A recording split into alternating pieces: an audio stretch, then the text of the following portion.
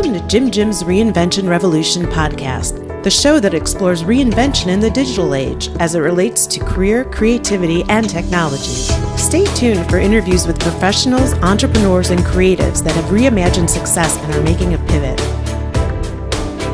If you'd like to listen to the entire back catalog, visit jimreinventionrevolution.com for instant access. And now, here's your host, Jim.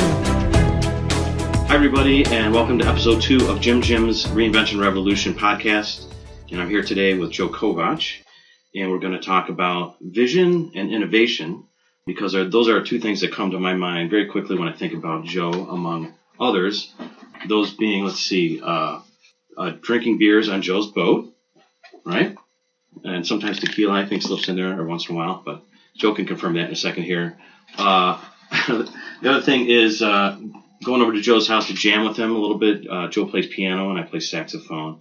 And we trade stories about travel because he was telling me you just got back from, how many months was it away? 7 months on my boat. 7 months on his boat. That's incredible. Bahamas. So, but before we dig into this, let me tell you a little more background about Joe. So, Joe's had a stellar career in many different disciplines, one being gymnastics, which is a wild story, so we'll go over that.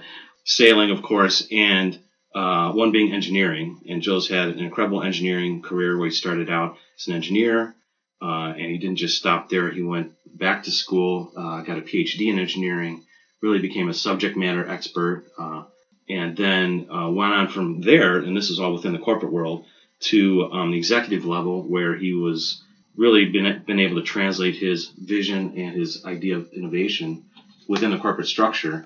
Kind of became like a teacher of innovation, kind of within the corporate structure, right?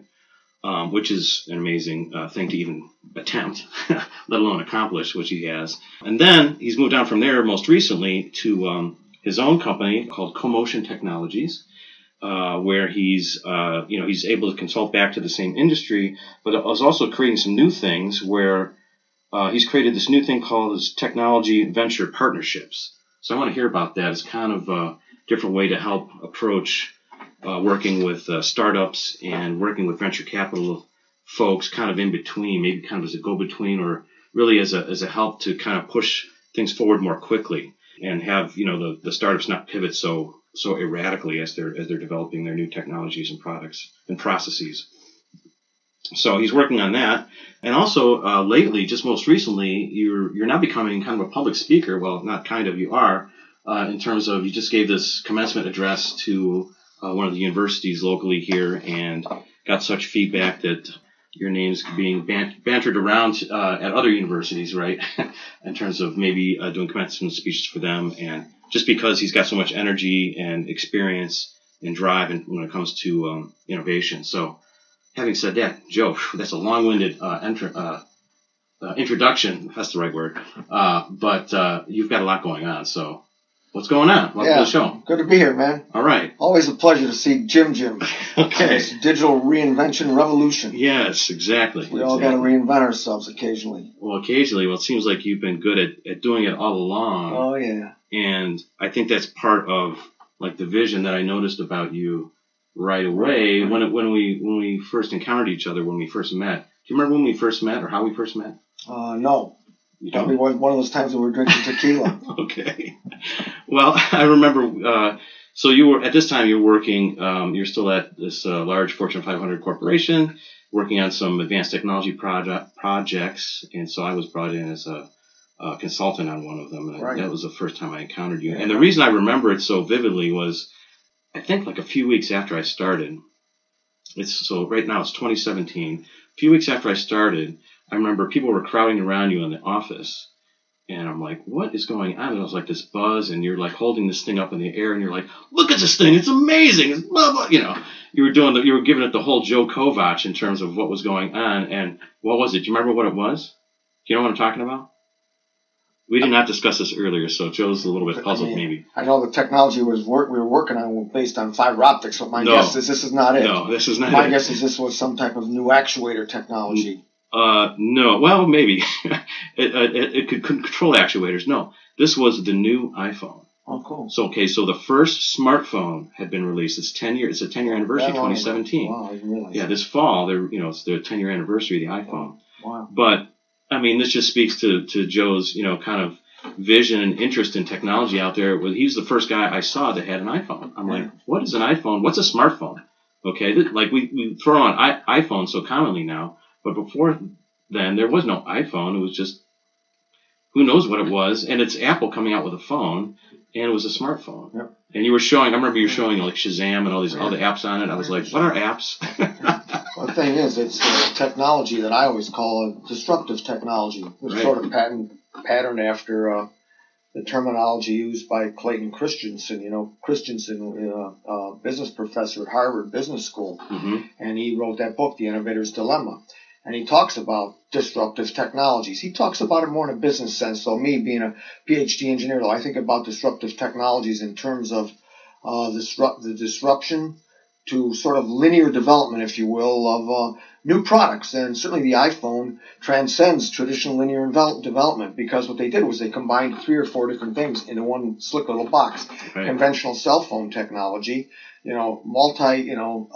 touch interface, the user interface was awesome. And then being able to access the internet digitally is a breakthrough, giving you rapid, information updates. And like I told people, this will change your life. And I mean, to my mind, it has. I never thought I'd pay $400 for a phone. And, when I now they're more expensive than that, right? Yeah, exactly. I mean, at the time it was $400, and I thought to myself, I had rocks in my head, but I would do it again in a heartbeat.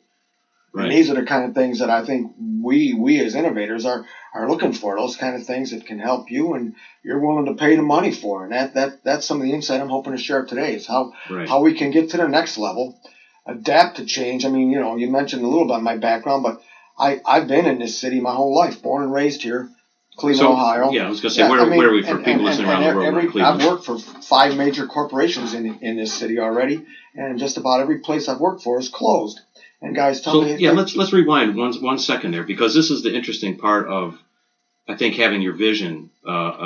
Always maybe kind of had a vision, kind of when you were growing up. Yeah, some people would say vision. Others might even say hallucination. Yeah, that might be true too. But that's okay. Sometimes the crazier the better. Well, it reminds me of what you were talking about when you were going to school, and maybe you were just out of school, but while you were in school, you were doing gymnastics, right? Oh yeah. Okay, and this decision that you made to follow this opportunity, I think, is important in terms of being self-aware and having this idea that, hey, I need to grasp this opportunity. I want to learn, and if it requires doing something radical, maybe that's what you need to do, and maybe that's what you need.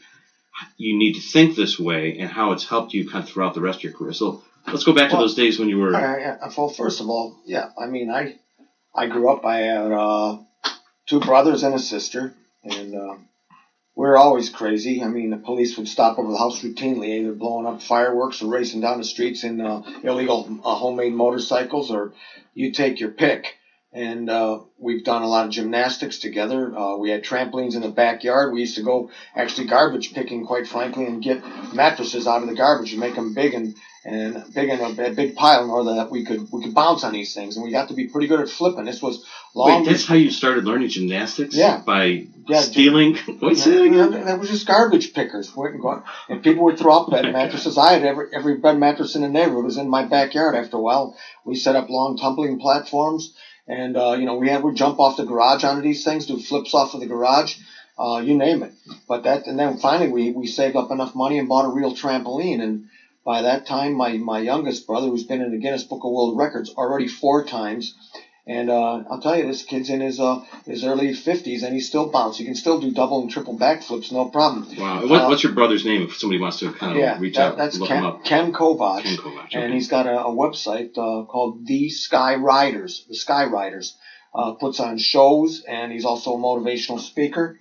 And it's kind of an interesting background. I mean, so I was training in high school. I was a captain of the gymnastics team. Okay. And way back when, in 1971, I was a state pull-up champion. I did 72 pull-ups. I had 2 Marines watching me. They only counted 54, but it was still good enough to win because they said my chin didn't quite make it over the bar. I mean, I wasn't going to dispute it. Oh, really? Do you have the tape? Can we go back and look at the tape? The tape. They didn't have tapes back then. Oh, okay.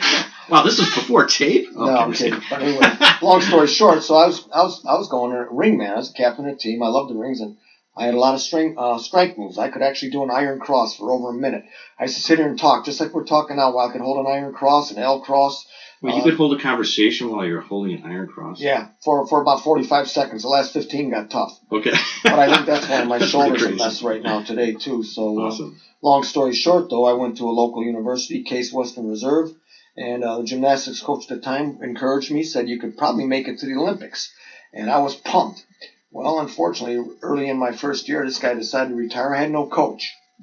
And that's when I was actually kind of devastated. And I thought that I could go on. And meanwhile, I found another coach because I started to look for, one thing, you got to hang with good people.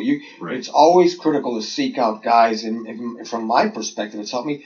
If you're gonna look for someone, try to find the best one. And this guy was a pretty good coach in his field, a limited field, I'll admit, trampoline. And we had a long conversation. He saw what I could do on the rings and asked me what my ultimate objective was. Hey, being a young guy and at that point I was probably in early 20s, second year in maybe college, and looking to see the world actually at some point. And then he says, listen, I got some advice for you. You either need to get a whole lot better or find a sport with less competition. I said, what do you got in mind? And he said, well, there's a popular sport over in Eastern Europe where they actually have world championships, and there's a United States Federation that could probably fund your travels, and you'll get a chance to see the world. And but it's not a big sport here, so you could be number one in your class pretty soon. In other words, it was that concept actually is the basis for many books out there like Blue Ocean Strategy. Okay, people talk about don't be going after things that are all red ocean where the competition is beating each other to death and bloodying this water. We're going after blue ocean stuff, and that's what I did in sports. Right. So I love this concept of that this was presented to you at this early age. But how did you, when you're younger, like this, be self-aware enough to think like, this guy's onto something here, versus I think I can be the best, or I think I want to chase the higher profile thing, or whatever. Like, how do you size yourself up? Well, how did you at that time? Well, I mean, a lot of this, and this is old stuff, right? Right. Know thyself, okay? Right. And, I knew my limitations. Like Clint Eastwood said, a man's got to know his limitations. And I could tell that in order for me to get good enough in that gymnastic, it was going to be way, way, way harder than I think I could probably put in. I mean, let's face it. After I graduated with my degree, I was still doing this new sport. They call it Acrosport or Sport Acrobatics, Acrosports. Mm-hmm. I'm going to school.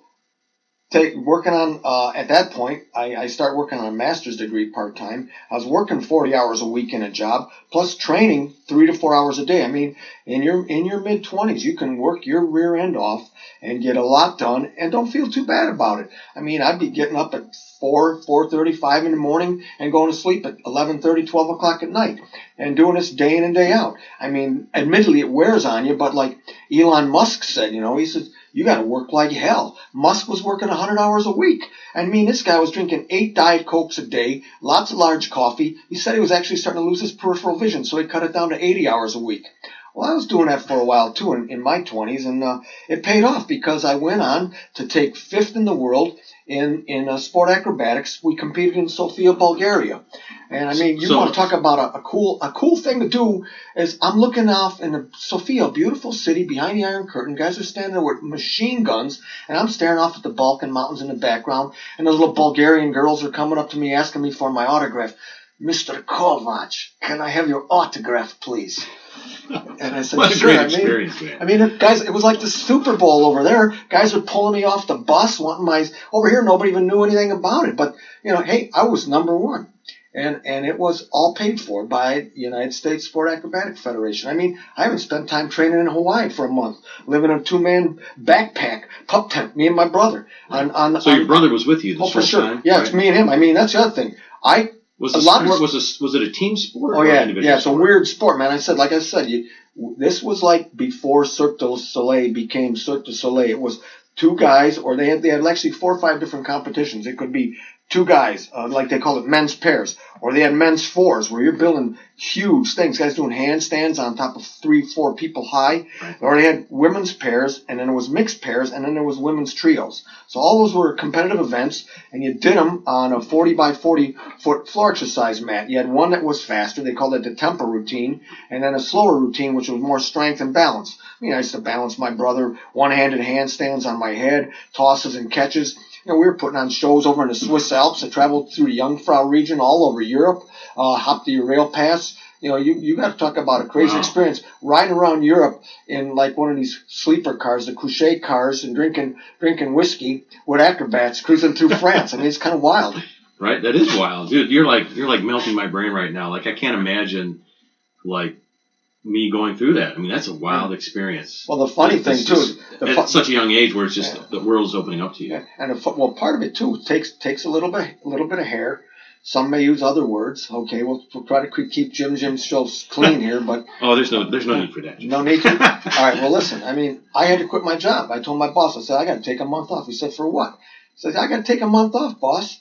Well, what do you mean? I got to go to Europe to travel with these acrobats to put on these shows. And he said, well, we can't give you a month off. I said, well, I guess I'm going to have to leave. Right. So this is what I wanted to circle back around. I'm glad you mentioned it before I got a chance to pull it back out of you. This is a very interesting decision to make to me as a young person. Yep. You just get your degree. You're in industry for the first time. Yep. You're trying to do something with your career. For sure. And you're presented with this choice. Maybe it seems like an obvious choice to some folks, but I don't think it was that obvious. No. I mean, that's a great point. I mean, as you look back in your career, I've been doing this stuff, my career now, engineering for 40 plus years. And, Steve Jobs said too, you can look back. You can always connect the dots going backward and see how these decisions affect you. But it's hard to connect the dots going forward. And one of my buddies, this guy, he says, Kovach, I think you're making a mistake. And he's stuck in that job. And I was getting promoted just as much as he was. By a young age, I was running 2 labs. I had like 10 guys working for me. Here I'm like 23 years old. And these guys are way older than me. And, a lot of times, too, that's where the acting lessons come in. You gotta kind of look the part. And a lot of it is, some guys even had signs up on the wall. You can only go so far on BS, all right? But, I mean, still, the confidence is critical, and I would try to exude that confidence. And even though I might not have known what I was doing, I'd figure it out. It's like, God darn it, anyhow, I'm going to figure this stuff out. But getting back to making a decision, my buddy stuck it out. He kept getting promoted and ended up becoming the CEO of the company. And unfortunately for me, I left. But I did things he never probably would even dreamed of doing.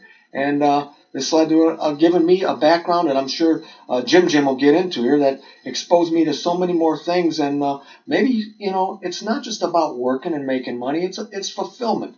I always think about this as mind, body, and spirit. These guys, in my opinion, were rotting away at their desk. I called it slow death.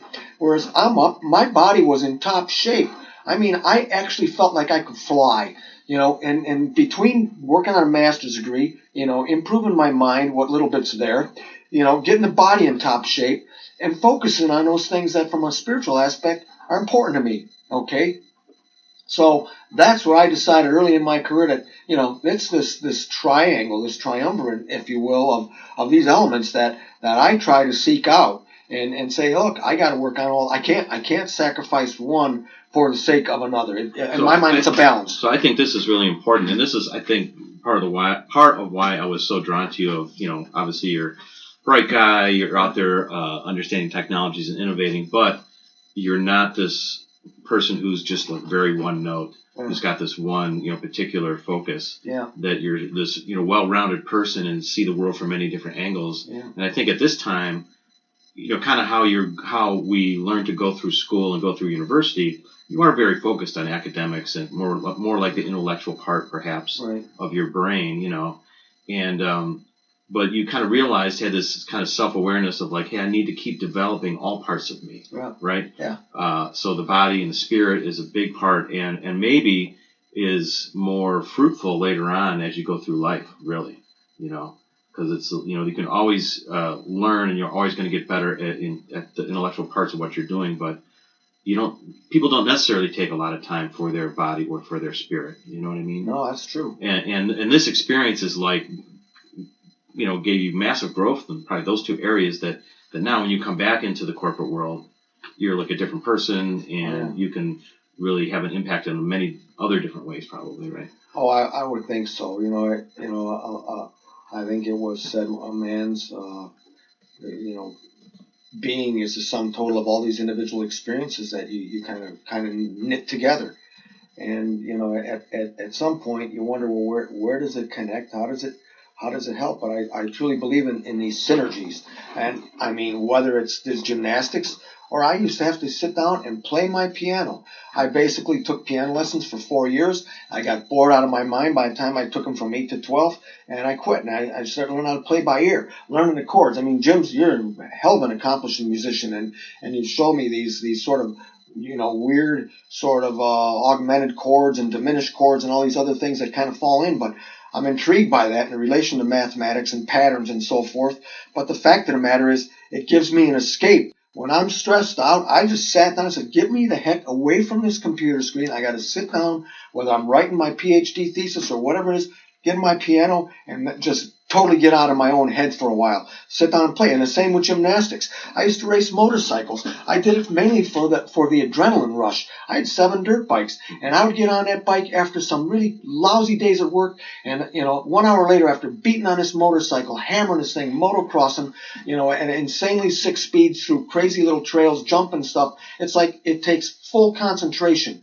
Adrenaline junkies like myself, my whole family's full of adrenaline. We're all adrenaline junkies. I mean, my sister, we never even mentioned her. Mm-hmm. She was a nurse and got bored out of her mind sitting in her, emptying bedpans or whatever the heck she's doing. She started flying light flight helicopters, landing on buildings burning, or in the middle of a freeway with a big accident, even on jet airplanes. Wait, so she's a pilot now? No, she hung with all the crazies going in on these emergency rescues. She was telling me about working in emergency rooms downtown Cleveland. She'd go for the bloodiest, most difficult, demanding work, environments because of the rush. I mean, guys walk in. Just need the intensity. You need the intensity, and that's where I think it helps. It's an escape. The intensity demands tremendous focus, which will then get you out of the rut that you're stuck in. I found that the motocrossing did that, or the gymnastics, because if I'm doing a trick where I know if I'm not paying full attention, I'm going to fall and break my neck, literally. Quadriplegics, lots of quadriplegics in the sport I competed in. Trampoline, where you're doing multiple twisting, multiple somersaults, up in the air, 20, 30 feet in the air, and one screw up, you're landing on your neck, break your back, break your legs, break anything. The fact of the matter is, unless you're fully concentrating, there's a strong chance of screwing up. And that is this idea of a balance. So for me, I think that actually is a good way to help to excel. By getting out of your own head, you start to see things differently, and in many cases too. I mean, this sounds really ridiculous, but I find too, if I can't solve a problem, I'll go to the bathroom. Or take a nice hot shower. That's the best place to think, right? It is. Okay. Definitely. I mean, it sounds ridiculous, but I used to leave tests. I'm working on my PhD or master's degree, and I say, hey, look, excuse me, I have to go to the bathroom. Well, I do that 2 reasons. I did have to go, but secondly, I was stuck. I get there, I'm walking down a hallway, going to the restroom, and man, all of a sudden, it's like you relax. Bingo, this stuff pops in my mind. Oh, I got it. Go back, I'm happy, I'm relieved, and I solved the problem. There you go. See, now, you said this word, like this word came up, maybe I mentioned it was intensity, and getting out of a rut. So I think that's like a interesting parallel to make here in that, I don't know if anybody out there listens to Tony Robbins, but he's quite fond of changing your state. So doing something physical, like doing jumping jacks or breathing or taking a cold shower or something like that to change your state. And it gives you this intense, different burst, adrenaline happens, and you're able to actually think differently and maybe break through and have other connections being made. No doubt. And so that's like,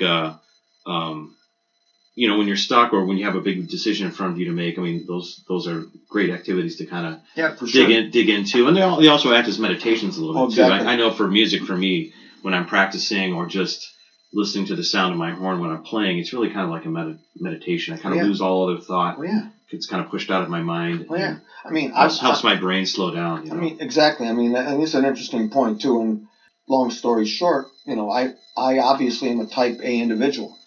stress has always been a part I of don't my know how life. you self-identified that, Joe. That's very interesting. Yeah, Okay. I mean, it's pretty out of control. I don't need coffee. I like coffee. I really don't need it. Yeah, I must say that there's no Red Bull or coffee in the room.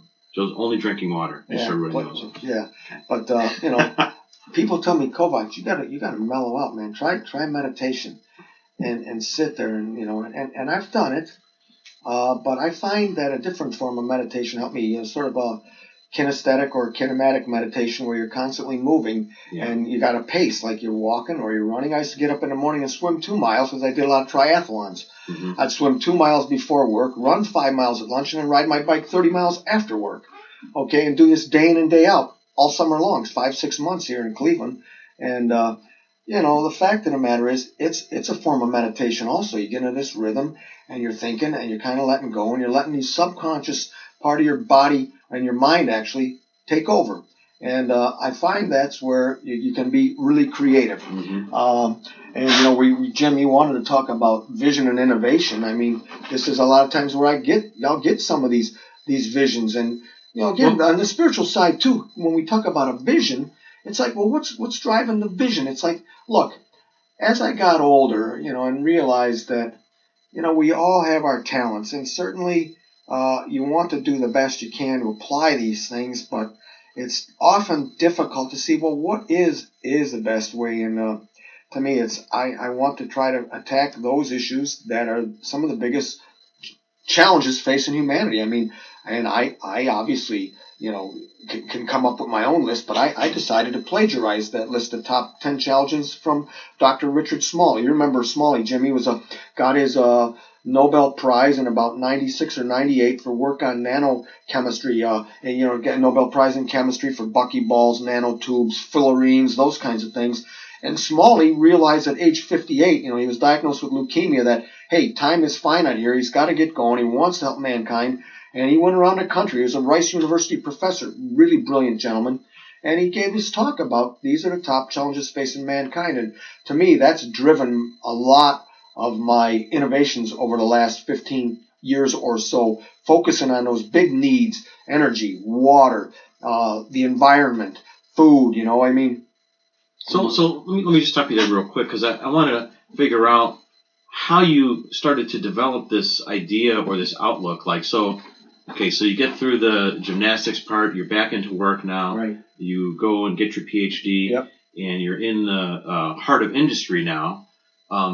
Is the environment that you're in, did you feel that was very creative and forward looking, and that you were in the right place, or you felt like, hey, I have these other ideas and I need to kind of push forward with them? Or what developed this kind of vision? You have it now, but did you have it back then? Not really. I mean, back then it was more frustration than vision, I think, and that the frustration led to a vision and my own personal strategy. I mean, my dad used to tell me, we'd have long conversations too.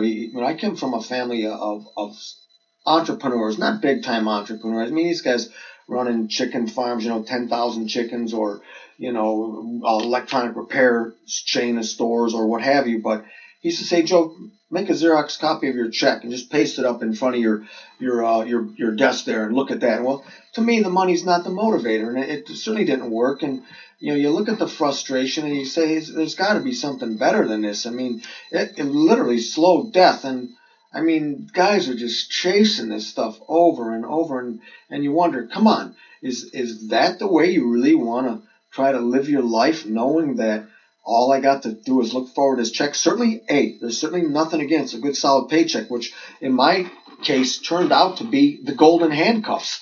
I wanted to be an entrepreneur in my 20s, and I was basically mentored by a guy I really respected in my first job, and says, you need to be kicked around a while before you get off on your own, understand what the real world's like, and maybe in your 30s you're going to get a chance to go do this. Only problem is life catches up with you. I mean, I got married, I started having kids, and hey, the golden handcuffs look pretty good. I had to keep the lights on. So I'm thinking to myself, all right, I'm in this rather sterile and in some cases stagnant corporate environment where the vision is, what are you going to do for me the next 30 days, okay? I mean, some of these guys, their 5-year plan was 60 one-month plans all strung together. That's not a 5-year strategy.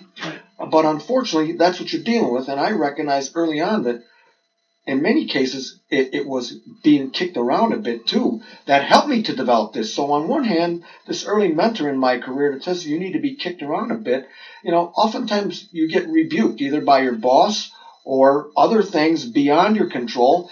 And like they say, shit happens and you're going to have to deal with it. Okay. And, I can tell you plenty of stories where I'm a very fortunate guy in a sense that, my wife had lung cancer, 15 years ago, and they said her chances of making it were probably less than 3%. And you want to talk about a wake-up call and how something's going to change your life, especially hers. And I'm raising 2 young girls at the time, and you ask yourself what's really important here. So I'm sorry I might be drifting, but these are things that kind of change. Again, these are experiences that, look, you're dealt a hand of cards. And it's unfortunate. You're not going to be able to trade those cards in sometimes. This is the hand I got. I'm going to deal with it. It's an overused expression. If you dealt lemonade, a bunch of lemons, make lemonade, man. So, this is the vision or, part that's always, you seem to always have had.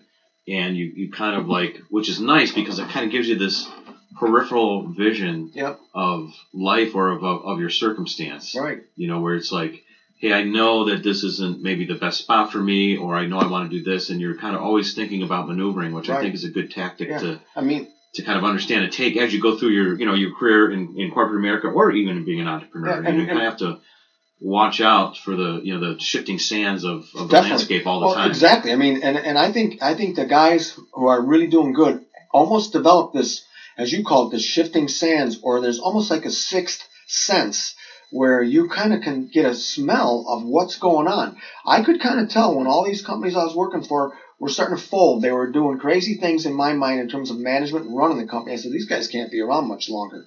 Meanwhile, other circumstances may creep into your life and you've got to deal with it. But the fact of the matter is, I oftentimes too, you mentioned my sailing. When I first met my wife, over 36 years ago. Yesterday was our 36th anniversary, and heck, she taught me how to sail.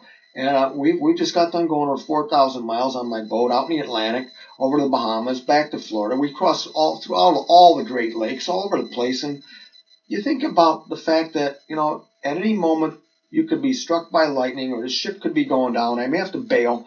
And the way life is like that, and it's like, what am I going to take with me if I got to jump ship? Or sometimes you're in a building somewhere and you say, if this thing, I used to go to Tokyo a lot in business, and I'm on these high-size skyscrapers where these guys experience earthquakes. This was long before they had really good earthquake-proof buildings. I'm thinking to myself, what am I going to do at any instant to survive? There's an old joke, like if you're stuck in a room with a piece of string, a match, and some candy bar. What are you taking with you, okay? And so you got to figure out what you have to do here. And I always thought about being on a boat like that or even in life.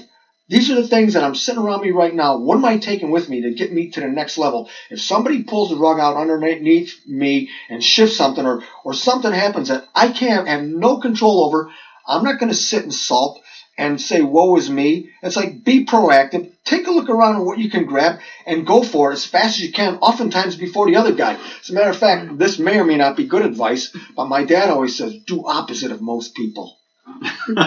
Well, those that really kind of, can cash in, whatever, are people that are willing to keep their mind open, I think, in terms of the changing world that we live in. Especially with regards to all this, change in digital technology and e-commerce and how it's affecting old industries and outsourcing and all these kinds of things. You can stay in denial or stay in the zone of, well, this is how things used to be, or you can look forward and see, oh, I see where things are going. And some guys, I can see the landscape out in front of me, and I see I got to rudder this way. Correct, exactly. Some guys are afraid to change. Like they tell you, the only thing constant is change. And I think that's something that I learned early in my career. Being a local Cleveland guy, every stinking plant I worked at was closed. It was closed. They told me, Kovach, we got to move you to East Jesus, Missouri, or wherever the heck. Where I didn't want to go. And you're constantly thrust into a changing situation. So to deal with that change is very critical, and also to be opportunistic. I tried to take advantage. It may not have been the thing I wanted to do at the time, but I found that, hey, look, they offered me free school and tuition and up to 2 years off at my third of my pay to work on a PhD. I was working on an MBA at the time, and I thought it made more sense to combine business with engineering. And they said, hey, look, take a look at your environment here. All these guys are PhDs around you, and we will do for you what we've done for all these other guys, put you through school, and if you find a thesis topic that relates to what we're doing here at work, you can take up to 2 years off at full pay. I said, wow, what do I have to sign? I said, nothing. So I said, I'm signing up. Not what I wanted to do. But in the end, but an opportunity that was presented to you, darn right, that you thought, like, you got to grab it. Maybe I should grab this, right? Grab it. And I look back. I mean, oftentimes I look at my whole career and these various opportunities. What if I would have said no? What if I said, I'm going to stick with the MBA? What if I would have done all this? What if? Many times it's like, hey, let's water over the dam. Right. I can't look back. It'd be amusing to, like a video game or something, play it. They would take different kind of, actions and reactions. But fact of the matter is, you do what you do, given the best knowledge you have at the time, and don't look back and go forward, and don't be afraid of working hard, because, in my mind, I was born on Edison's birthday, and I think I still carry, some people look at horoscopes and those trends in the stars and say, you maintain similar genes to these people born in this kind of celestial alignment of the stars and planets. Well, maybe so, maybe not. But fact of the matter is, Edison always said, look, genius is 1% inspiration and 99% perspiration. I worked my rear end off. I wasn't the smartest guy out there. Some guys would claim the elevator never went to the top. Okay, but the fact of the matter is, I made up for it with hard work. As a matter of fact, when I first started working on my bachelor's degree back at Case, where they said, Kovach, you just don't look like you got it, and put me in these other classes where I had to work extra hard. But I'll tell you what, I built a strong foundation, and I found later on that foundation allowed me to kick a lot of these guys' ass, because they figured, they knew it all. I smoked them. And, I went on and got my master's degree. I did my master's degree in my spare time. Some guys like to golf. I took classes. Did I want to do it? Not necessarily, but I took advantage of it. Same with the PhD. It took me 5 years to do it at night school. I kind of liked it after a while. As a matter of fact, working on that thesis, independent research gave me the ability to learn to think and solve problems on my own without some guy telling me he didn't like what I was doing. That's what I appreciate about true artists, whether they're on a canvas or with music or art forms using their own body of some form, okay? Whether it's ballet or you take your pick. The fact of the matter is, they're creative, and I think most innovators are highly creative, and they're not going to be totally biased by another guy's opinion, because at some point, Ricky Nelson, I think, went to the garden party. If he talked about playing stuff and you can't please everyone, you may as well please yourself. Wow, that's a wild reference right there, Joe. I did not see that one coming. Neither did I. It just kind of came out of one dark Nelson. corner. Yeah. No, but I think Rick Nelson. I don't remember. Check it out. I remember Garden Party. Yeah, but I don't remember. Yeah, those were the lyrics, right?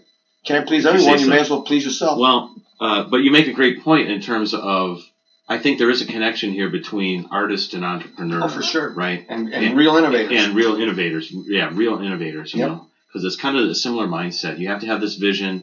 You have to have this conviction. Right. And you have to kind of, see it through. And it is about kind of dealing with the frustrations and being able to break through of kind of just the regular society. Yeah. If nobody thinks differently, society, the world doesn't change. No, I agree. That's just the natural rub, the natural friction that happens with people that have a different vision, see the world differently. I've always been considered in my own mind an iconoclast.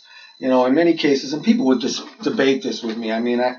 As a younger guy, I had long hair, beard, kind of misbehaving occasionally, more than occasionally. But fact of the matter is, I was breaking rules, bending rules and breaking rules, and I think I continue to do that in a corporate environment. A lot of times it wasn't the most comfortable. They installed... So tell me about that, because we're kind of circling through this now. I want to hear how, now that you've been in this, let's say, corporate world for a while, you got your PhD and you're working and you have a little frustration. You're like, hey, I don't know if I can do this. Yeah. Long term for my whole career, but you're getting a lot out of it. You're making some bank, etc. Yeah. But now you get put into these positions because you've demonstrated your vision and your innovative kind of personality, right? Yeah. And you're developing new technologies. Right. How do you get into this role of leading innovation. So, you end up being a VP of technology, right. but really driving innovation within the corporate environment. Right. How did that happen? Well, And how did your peers kind of view it, and how did the companies view it? Because these were old industries that you worked in, like historic industrial type industries. So this is not working for Google, for example. This is smokestack industry. So how do you innovate inside of a company culture that resists change? Right. I mean, and maybe for good reason, because these companies have been around for 100 years. Yeah, exactly. They make a ton of money. They have a dividend. They raise their dividend every year. Right, I mean, exactly. You don't fix what's not broke here. Right, exactly. Okay. Yeah, However, don't rock the boat. Right. Don't rock the boat. But they know they need to change. They know they need some maybe in-house organic innovations. Yep. What's it like working in that environment, trying to drive it? Yeah, and I actually gave a presentation at 3M, which is a company well known, obviously, for its innovation, and they invited me to speak there to some of their execs as well as other guys, and I was quite honored and humbled, quite honestly. I mean, but the fact of the matter is, I think there's two different approaches. I took one approach, and some guys will claim that, my approach, as I mentioned, was more of iconoclastic, okay, where I tended to break the rules. In many cases, I sought air cover from the senior management. I would pursue an idea that I felt could benefit. My challenge was to grow the company organically with brand new products, either new to the market or new to the world, or grow it at least 4% a year, compounding annually. Our internal goal was twice that, almost 10%, 8% per year. And, oftentimes, people will try to say, well, we think this is the best direction to go. But in many cases, they'll base this on marketing studies or what have you. But, people didn't obviously realize, if they would have done a marketing study years ago when, big blue IBM had the mainframes. I remember doing a lot of my work on big mainframe computers. I thought Steve Jobs was nuts when he made a statement that someday computers are going to be like bicycles and everybody will have one. Well, heck, we're sitting here in this room right now and there's 5 computers around me. Right. I would have never envisioned this. I thought Jobs was out of his mind. And here's a true iconoclast and go in a totally different direction. And what I would do, I would get my idea based on a gut feel in many cases and the sixth sense of sensing where I think I can connect dots given this set of tinker toys or building blocks and erector set parts laying around me. What can I do? It's like this room. This guy throws this bunch of stuff on the floor and says, make something out of this. So I'm surrounded by these products and these technologies.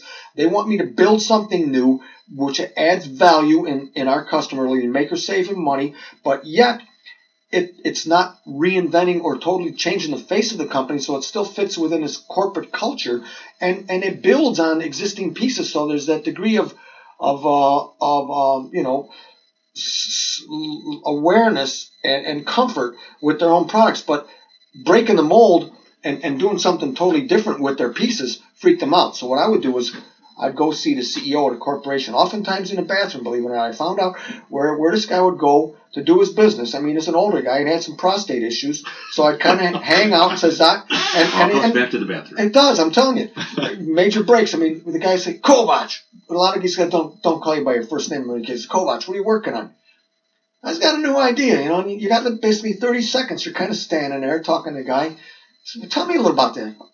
I think I forget that. Or, that sounds pretty cool. Why don't you stop in my office later on? So meanwhile, you got air cover from the highest guy in the company, which would really piss off the boss above me and the boss above him, because all of a sudden they said, what are you working on? Well, I talked to the main man here, and he said, we think this is cool. And they said, well, all right. And in many cases, I had one operation going where I had hired over 60 people. They didn't even know I hired these guys. I had rented buildings up near a test track in Michigan, developing a new hybrid vehicle, and nobody even knew what I was doing. I probably should have let my boss know at some point, because he was actually embarrassed once when his boss was saying, we're going to show you some new innovation here. And they show up at this test track. He said, what is this? He said, I don't know. Kovach, what is this? And we got trucks, we got people. I probably should have told him. But that's the one path, is breaking the rules, flying low at night in excess of the speed of sound with lots of air cover from the top management. The other approach is... Well, the key here is that you can produce, though. You got to be able to produce. You were producing results. I was. So this was a method. And it wasn't me. I got to credit the team, but we hired good people. Guys were pumped. Right. I mean, my job, I think, was to try to help get the team in place and clear the roadblocks so they could do what they needed to do and have fun. Because if those guys weren't having fun, it's going to crater. Right, I mean, these guys put in long, hard hours. And I mean, one guy his stomach was so screwed up working so hard. I opened one of the trucks he was working on. He had like 14 bottles of Pepto-Bismol back there. I said, dude, go see a doctor. Oh, but I got to work on this. Those are the kind of guys you want. But Right. And that was the environment that you were able to create. So hopefully you're getting a feel for, like, the energy and the vision and little tactics of, like, hey, when you're working in this larger corporate structure, there's challenges and there's ways to attack it, and you got to pull teams together, and maybe you don't tell everybody everything exactly what you're doing. A lot of times that's right. But it's all about keeping the budget available to do these. Right. Because this innovation. You find whether it's in this digital revolution or not. I mean, face it. I mean, you look at what's happening with autonomous vehicle technology, driverless cars, and so forth, and that is going to change the landscape dramatically. Where, I mean, even Microsoft, like this, the CEO has been there for 3 years already. Satya Nadella said, "Hey, look, 65% of you out there listening right now will be working in jobs that aren't even in existence today." I mean, that's kind of freaky when you look around and say 65% of the people listening right now are going to be working in jobs that don't even exist. How are we going to deal with that? How are we going to adjust to this? And the way I did it was I sought the best people I could. I always went after the best athlete. Not necessarily the guy I wanted, but that guy had his skills. So you go after the best athlete. Secondly, we take advantage of everything laying around us and try to connect the dots somehow into something that can make a meaningful piece of work put together. I mean, Jim, you play sax, I play keyboard. Sounds a little weird, keyboard and sax, and maybe get a bass player, but you're putting together a little band and says, hey, that's kind of unique, right? And it could actually take off. And I guess where I'm going with this is I was very unstructured in my approach, and some people would say it's almost an uncanny ability that maybe I had just developed as a result of my various experiences between the sailing and the gymnastics and the racing the motorcycles and so on and so forth that changed the way I attacked a lot of problems. Then there's still more of a structured approach to what I did, like Kelly Johnson back in the early 60s when he put his team together to develop the SR-71, the Blackbird. I mean, for even today, that thing still holds some aviation records, but he had a team of 50-plus guys with a big budget. He was supported by the top guys at Lockheed to develop what he wants. Now, some of the folks at 3M would say that, but we can also be even a step more formalized than that, because if the culture is there, well, they'll support the innovation and the risk-taking that goes with that, and the money and resources. I mean, there's all these prerequisites to innovation that need to be there. I need the resources, the people. I need the infrastructure, laboratories, model shops. I need to have an organization structure where it allows a team of innovators to be put off on their own to kind of go and do what they need to do. And then lastly, we need to have a culture which embraces this spirit of entrepreneurialism or innovation. I was an intrapreneur. I worked within the confines of a Fortune 100 company, routinely being questioned about budgets and every silly move I made. And I told my people, you just don't worry about that. I will run air cover. I will take the heat, and I will get the backing I need to go to the next level. And we developed new businesses inside of a company that never did that, brand new divisions and so forth. But I would love to not have to break those rules because it hurts.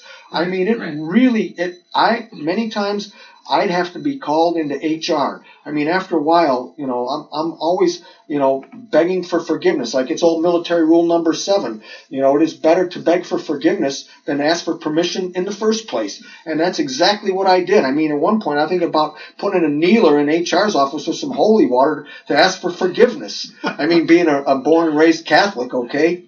I'm looking for forgiveness here. And sometimes I wasn't as sincere as I could have been, I'll admit. But but the fact is, hey, it should be formalized. Guys, especially out there. If someone's going to come and tell me, hey, Joe, we need you to, we're going to shake this thing up, and I'm going to ask myself, well, let's take a look around. Here's somebody who's never shaken up anything, and you want to try to instill this digital revolution inside of your company. You're going to be the internet of everything. Well, guess what? You can usually tell those companies that are willing to take the risk, support the innovation, and give you the space you need to create. And if you can't sense it, if I couldn't sense it, I say, tell you what, I'll see you later. Right. So So this is great stuff, man, because obviously you can hear in your voice and just throughout all your experience of you've thought about this within the companies you actually work for, but you've experienced it and talked to other people and understand the same things are going on in many of these older industries or established companies. Right. And since you've been able to do this within that structure and you understand it so well, I think this has set the plate for you kind of your next step here that you've taken in the last few years in terms of developing KoMotion Technologies as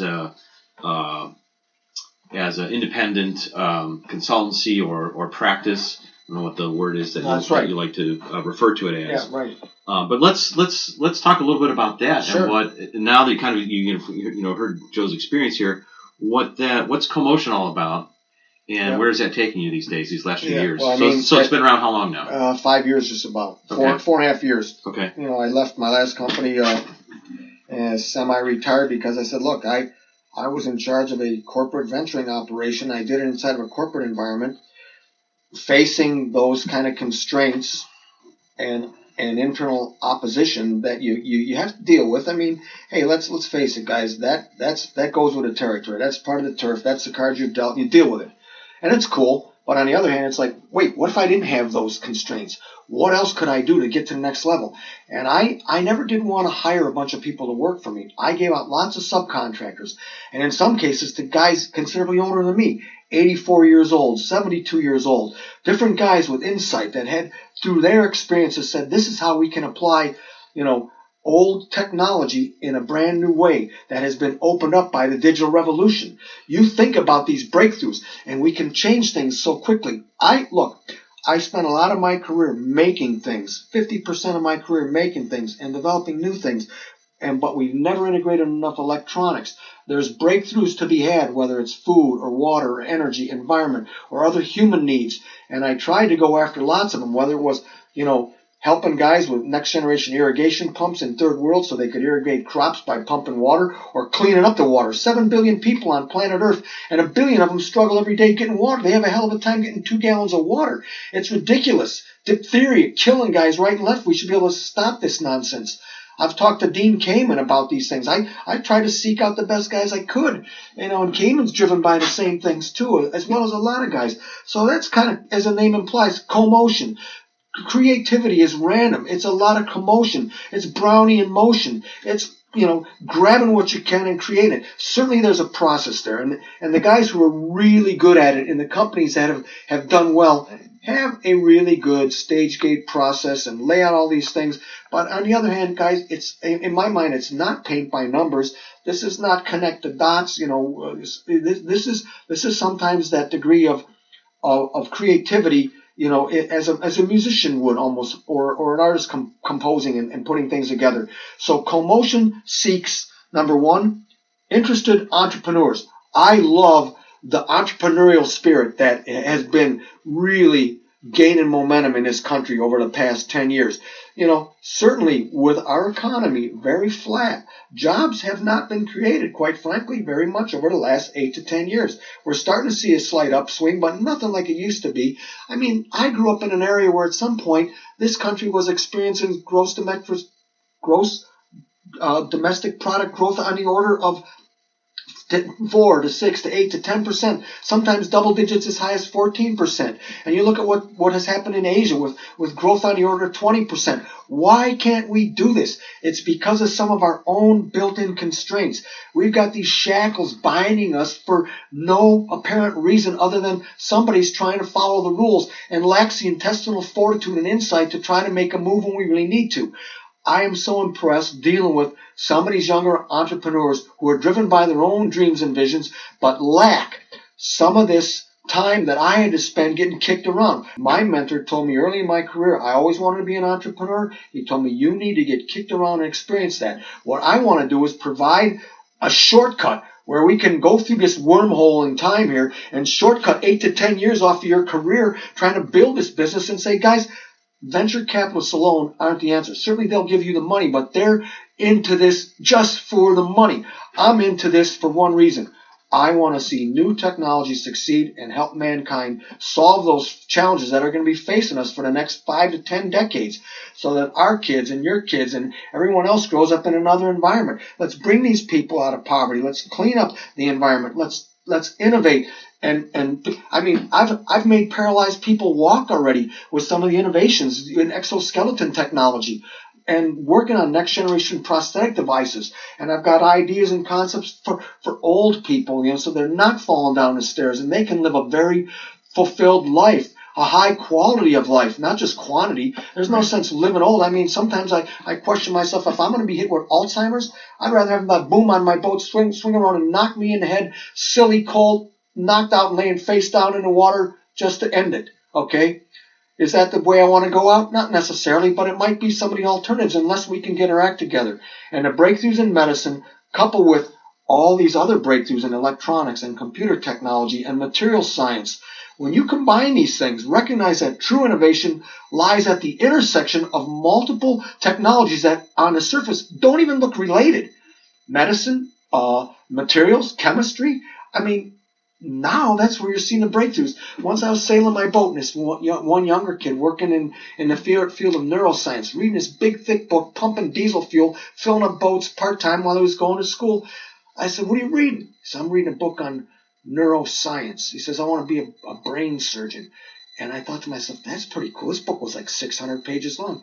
I said, what do you think? He says, you're going to see stuff in the next 10 years that will just literally blow your mind. You're going to see things happen where we're, embedding. I've been working on next generation sensor technologies embed in the brain, where we can sense the synapses, whether I'm creating a muscle movement somewhere remotely in a body of someone who may be an amputee or one of our poor veterans who experienced the nightmares of Afghanistan and so forth, or we're going the other way around where we're implanting information where, why not? You're going to see direct links to Google.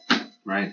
So those are the niches. Those are the topic areas, the disciplines that you see yourself working in, that you have been working in with KoMotion, right?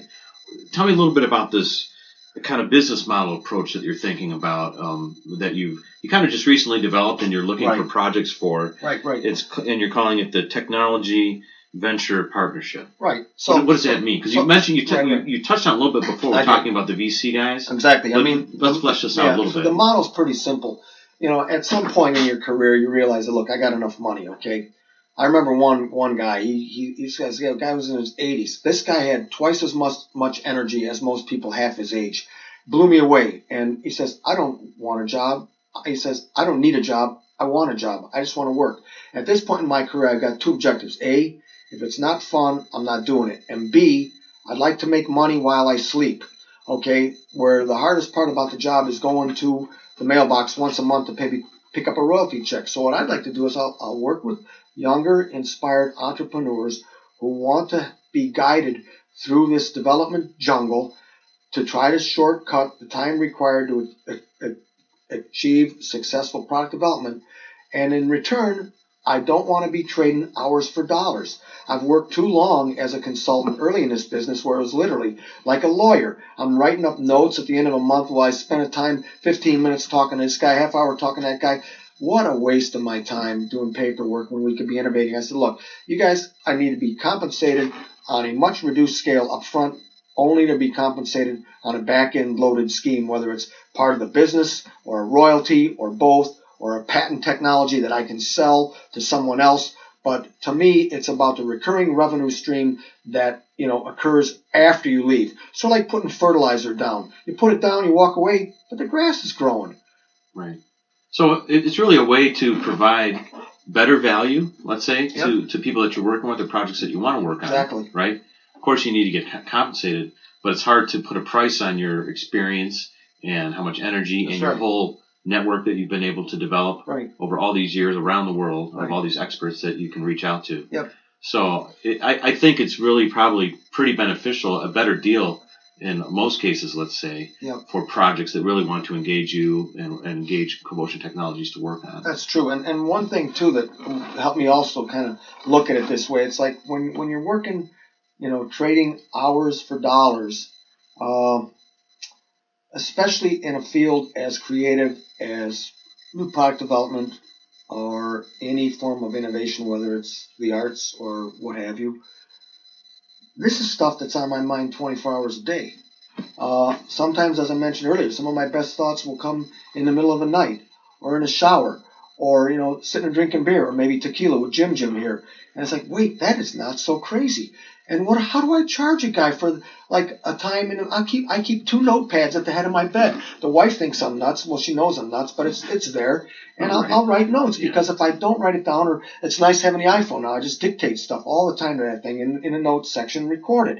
And then later on, you'll get these ideas, and to me it's more about the total picture and the fact that you got somebody working for you around the clock. And I certainly can't charge 24/7, but the fact of the matter is we want to be successful together. Yeah, the reality is when you work on a project, you're all in, basically. Exactly. Right? All in. It's not. I'm kind of the same way. It's it's hard to switch on and off and just.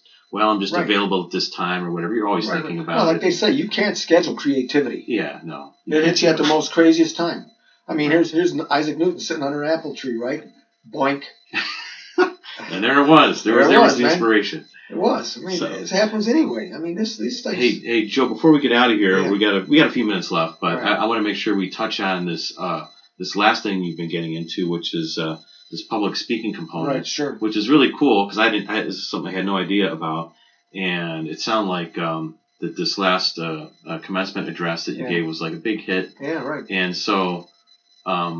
It sounds like you want to do more of it. It sounds like you're going to be asked to do more of it, first of all. Yeah, right. But it sounds like that could be like kind of an interesting component that maybe evolves over time too. But tell everybody what was going on. What were you asked to do? Well, I mean, in a nutshell, I was speaking to a bunch of engineers, okay, and graduating engineers. Graduate engineers, okay. Correct, and 400 plus people in the room, just engineers and professors, so on and so forth. The fact of the matter is, though, it's like. I don't want to do the ordinary commencement speech where, I mean, Donald Trump gave a speech lately. It wasn't bad, and I heard one by Arnold Schwarzenegger a while ago. And I mean, it's like the standard kind of Calvinistic type of things, work hard, and don't be afraid, and, okay, fine. But in my mind, it's also a degree of motivation and inspiration. I think I got a lot I can share. I enjoy sharing it, but I also like to see people succeed. To me, especially knowing that you've had a degree of influence in that potential success. I really, I used to coach gymnastics too, and a lot of it was relieving fears and anxiety from guys willing to try some type of new trick, if you will, or new move in gymnastics. Letting them know that, hey, look, I'm here to help. You instill this confidence, remove the fear and the anxiety, and provide that degree of motivation and insight and drive. And at the end of the day, people can realize they can achieve one heck of a lot more when they're sort of guided by the right pair of hands than they ever dreamed possible. I mean, again, I was stagnant early on. We started this conversation almost an hour ago now and talking about this gymnastics. I figured I was tapped out, maybe a high school champ in gymnastics and about it. Whereas I went on to take 5th in the world in a sport that was pretty novel, and it was because I was guided by a coach who was able to get the best out of me and saw it and knew how to do that. And personally, right now in my life, where I see myself, having worked for all 5 major corporations, a couple minor ones, worked with over 7 different universities in all kind of fields ranging from you name it. Okay, you can look at my website, KoMotion Technologies, KoMotionTech.com, and check it out. But fact is, I feel that there's a lot I want to give back. Okay, time's limited, man. Anna Nalick in her song "Breathe." Life's like an hourglass. Glued to the table. There's no rewind button, boys. So that was the feeling I think you got from those guys and girls that were graduating. Oh yeah. Like you felt that resonance. Like this guy's here was really here to help me, not to give me some kind of sort of platitude-laden speech that didn't really speak to them. But I think you said a mouthful when you said that you're able, and that you have this understanding to relieve people's anxieties and fears. Right. Because that's kind of really limiting stuff. And you got to know that. It's right. Because, look at people venturing out on the ocean. I love that old expression by Leonardo da Vinci, without science as our guide, we're like navigators at sea without a compass. And in many cases, you can look at their sciences or your own experiences, and if you don't get too far afield from what you know personally you're good at, you're going to succeed. Okay? You grab that and don't back down. I mean, it's that kind of drive, and in my mind, those are the things that, especially young kids, I felt like I was nearly invincible in my 20s. Like I said earlier, I felt like I literally could fly. My body was so tuned at that point that I literally felt like there was nothing that could hold me back, and that I almost felt time was infinite. Bad mistake when you're a young guy, because you never know what can happen next. Look at James Dean, guy in his early 20s. James Dean said, you got to dream like you'll live forever, but die or live like you'll die tomorrow. Okay, and sure enough, he died when he bought that Porsche Speedster. Fact is, you don't have infinite time. I mean, the other thing that kind of woke me up too was look at what Google's done now with their parent company Alphabet, working in life extension, longevity with their company Calico, and they're claiming we might be able to get people to live 200-300 years. That, in my mind, is potentially false hope. That if I was a young guy, I may tend to lay back and not be nearly as aggressive and mindful and strategically thinking through how I want to attack the next 4 or 5 years in my life, and attack it aggressively when you got the time and the energy. Time is something we'll never get back, and we need to be cognizant that we all have a finite amount of time. And if Google's successful and get us to live 200 years, all the better. But I mean, you can look at how these life-changing experiences got guys moving quickly. Steve Jobs, when he recognized in the early 2002, diagnosed with pancreatic cancer, he figured that was it. Okay, but people wake up and they move. And when you're in your 20s, I mean, I just got done reading Trump's book again, The Art of the Deal. 27 years old, this guy had the balls of an elephant, quite frankly, making deals in areas that he had no business even dealing with. But he was able to convince guys, and borrowing some bucks from his dad certainly didn't hurt.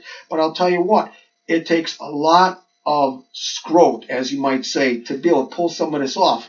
And I think the message is that maybe we want to clean that up. is that having a vision, right? Having the kind of wherewithal and the concept to identify opportunities, right, and be able to grab them. So, and focusing on the big things, because if indeed 65% of you are going to be working in jobs that don't even exist today, and things are going to continue to change at an ever increasing rate, what do we know won't really change? In my opinion, if you're focused on the biggest challenges facing mankind, that stuff's not going to really change. And if you're in a field or a subfield related to the life sciences, water, food, the environment, energy, you're not going to go too far wrong. Whether it's part of the digital revolution, helping me to get clean water to people quickly, or whether it's, some medical breakthroughs using whatever skill sets you have. It's like we're in a hot area. And I mean, the beauty is, I personally see that the future right now potentially looks brighter than ever before. I think the accomplishments that we're going to see in the next 20 years are going to, stifle by any comparison to things that have been achieved over 2,000 years ago. Now, one last thought, though. I do not want to lose sight of things that we're an economy, a culture driven by basically fossil fuels and electrons. I believe there's stuff out there that we don't really understand. It seems like when I worked on my PhD, the more and more I learned, the less and less I really knew, because so much of this stuff is just based on simple hypotheses that in many cases, years later, are found to be incorrect. Okay? So that's where I look at the breakthroughs that are about to occur, potentially with transcendental type of things. I don't particularly buy the theory that the pyramids were built by guys with sand ramps rolling up stones on logs. Okay, I believe they knew some things here, and the old Buddhist and Indian cultures and so forth, Hindu. I mean, this power of mind over matter, telekinesis. There's so much out there that potentially can impact us as well. I apologize for the drifting, but the fact is that there's much more out there than I'll ever be aware of. Well, right, and I think that's a good note to kind of wrap things up on, is that we have not discovered everything. There's always more to learn, and there's no time like today that we have all this stuff available to learn at our fingertips now, like with the internet and all the digital technology. Like Jim's revolution, right?